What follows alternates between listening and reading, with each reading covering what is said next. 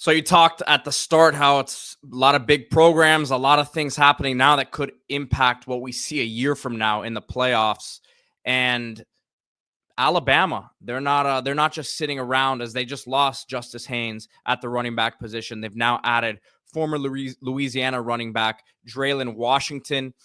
If you just look at the numbers here on this one, only 478 yards and 5 touchdowns this last season. He's been there for a couple years and has multiple years of eligibility remaining. But just you turn on the tape here, and he looks like a back behind a strong offensive line in Alabama that could really do some damage in the SEC.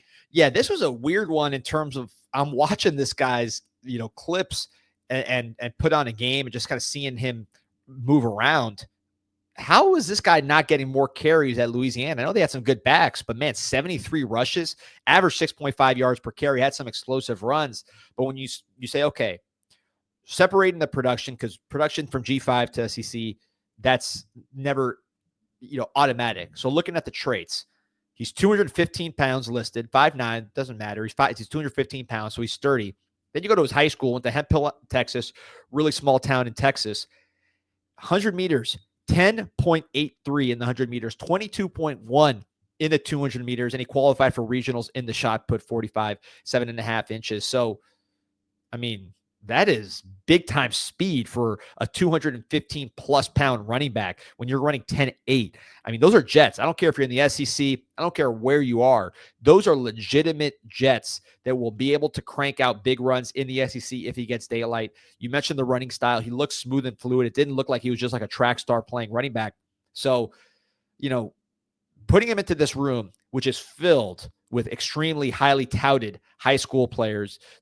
Jan Miller, who played last year, 668 yards, only 4.6 yards per carry. You want to up that explosiveness if you're Alabama, given the standard.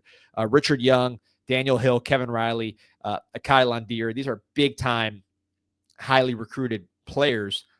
But Washington has played, and I don't think he's just a body, man. When you run 10.8 and you're 215 pounds and you're somewhat smooth and coordinated, this to me seems like somebody who maybe he's not going to run for 1,200 yards for Alabama, but you could be watching a big game and see this guy crank out a 60, 70-yard touchdown and say, oh, wow, okay, that was a difference-making play.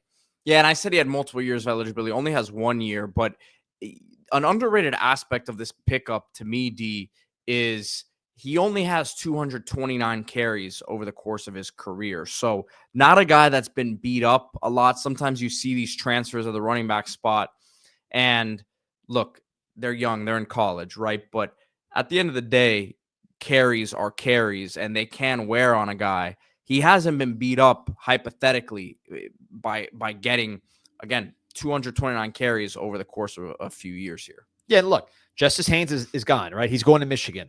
So this is an offense that needs juice, right? They fired their co-defensive coordinator, but defense really was not the problem at Alabama.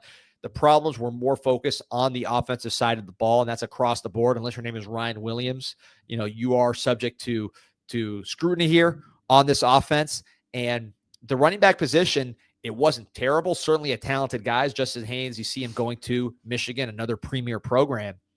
But this is Alabama. I don't think there were enough explosive plays out of the running back position in these big games.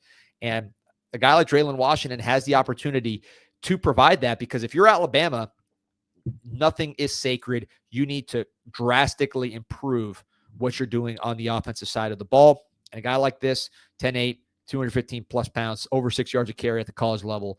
I like the pickup, and you've recruited extremely well at this position, but it's kind of put up or shut up time. We got to find out who is the best back, or who are the best backs to carry this offense to a higher level than what we saw in 2024.